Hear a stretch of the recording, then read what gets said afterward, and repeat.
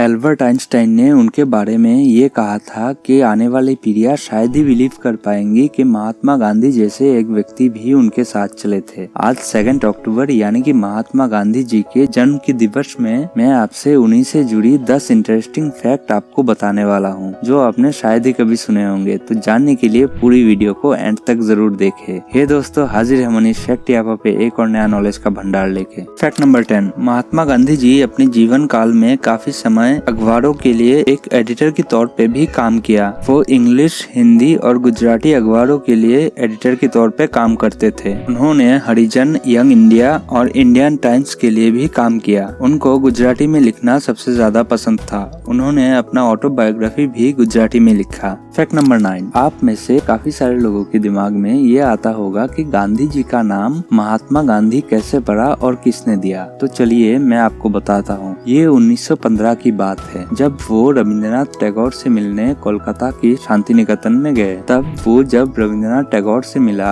तब उन्होंने कहा कि नमस्ते गुरुजी, और उसके जवाब में रविंद्रनाथ टैगोर ने उनको बोला कि मैं अगर गुरुदेव हूँ तो आप महात्मा हो। बस तभी से उनके नाम के आगे महात्मा जुड़ गया और मोहनदास करमचंद गांधी बन गए महात्मा गांधी। फैक्ट नंबर 8, गांधी जी के सादा पहनावे का चर्चा पूरे विश्व भर में है, लेकिन काफी कम लोग उनके इस सादा पहनावा अपनाने के पीछे का कारण जानते हैं। 1921 से पहले वो ऐसे पूरे लंबे और ऐसे आम कपड़े पहनना पसंद करते थे और उनमें से ज्यादातर कोट और पैंट्स हुआ करता था। लेकिन जब वो 1921 के बाद लंदन से तमिलनाडु के मदुराई में आए तब वो वहाँ पे देखा कि काफी लोग वहाँ पे लुंगी और धोती में अपना गुजारा करते थे। उनमें उनको भारतीय होने का एहसास दिलाया। उसके बाद से ही उन्होंने ये सादा पहनावा अपना लिया। महात्मा गांधी जी के पहनावे का ही बात हो रहा है तो मैं आपको बता दूं, एप्पल का फाउंडर स्टीव जॉब्स भी उनके जीवन शैली से काफी प्रभावित थे और उनके एनक से ही प्रेरित होकर उन्होंने अपना गोल चश्मा बनवाया। फैक्ट नंबर 7, दोस्तों 21वीं सदी में हम लोग ज्यादातर जो महात्मा गांधी का फोटो देखते हैं वो इंडियन करेंसी में जो फोटो लगा हुआ है वही देखते हैं। लेकिन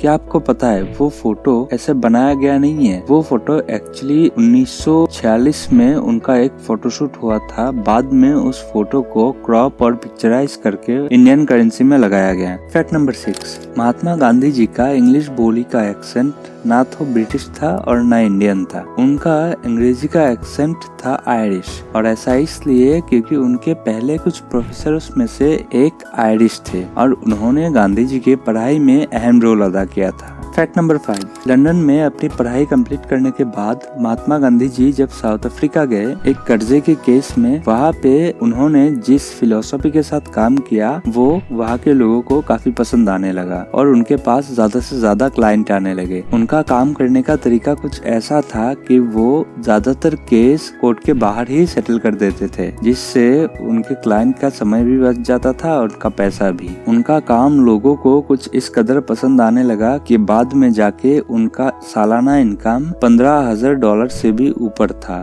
जो कि तब के समय में बहुत बड़ी बात थी। फैक्ट नंबर 4, महात्मा गांधी जी जब साउथ अफ्रीका में थे तब वो ब्रिटिश आर्मी का भी हिस्सा रह चुके थे। उस समय वहाँ पे जुलू वॉर चल रहा था और तब वो वहाँ पे उनके साथ स्ट्रेचर बेयरर के काम में शामिल हो गए। फैक्ट नंबर 3, गांधी जी कितना मददकारी और दूसरों के लिए चिंतित रहते थे वो इस स्टोरी से पता चलेगा आपको। एक बार गांधी जी ट्रेन में चलते हुए उनका एक जूता निकल गया और तभी उन्होंने अपना दूसरा जूता निकाल के भी बाहर फेंक दिया। ऐसा इसलिए ताकि जब बाद में वो जूता किसी को मिले तब वो किसी के काम आ सके। अगर एक जूता मिलता तो वो किसी के काम नहीं आता, तो इसलिए उन्होंने अपना दूसरा जूता निकाल के भी वहाँ पे फेंक दिया। फैक्ट नंबर 2, गांधी जी को पैदल चलना बहुत पसंद था। वो जब स्कूल में थे तब से ही वो पैदल चलना शुरू कर दिया था और जब वो लंदन में अपनी पढ़ाई कर रहे थे तब वो हर रोज 10 किलोमीटर पैदल चला करते थे। उससे वो अपनी बस का किराया का भी बचत कर लेते थे। उनके हिसाब से वॉकिंग उनके लिए एक्सरसाइज और कन्वीनियंस के तौर पे काम करती थी। उनका कहना है कि वॉकिंग के वजह से ही वो अपनी पूरी जिंदगी ऐसा फिट रहे और शायद इसी का नतीजा था कि 60 वर्ष की उम्र में भी उन्होंने डांडी मार्च करते हुए 390 किलोमीटर का रास्ता तय किया। और आपको जान के हैरानी होगी कि महात्मा गांधी जी अपने पूरे जीवन में हर रोज 18 किलोमीटर पैदल चले, जिसको अगर जोड़ा जाए तो वो पूरे पृथ्वी का 2 चक्कर के बराबर होगा।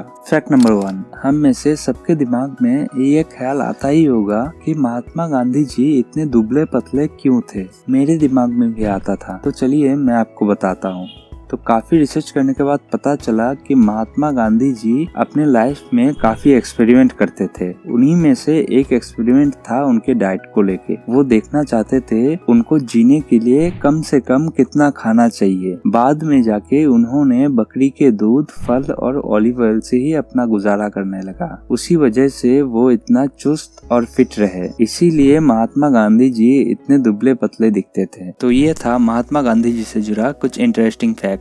वीडियो अच्छा लगे तो लाइक और शेयर जरूर करें, और अगर आप ये वीडियो फेसबुक पे देख रहे हो तो फॉलो के बटन को जरूर दबाएं, और इसी तरह की इंटरेस्टिंग फैक्ट की वीडियो देखने के लिए चैनल को सब्सक्राइब करके बेल आइकन को जरूर दबाना।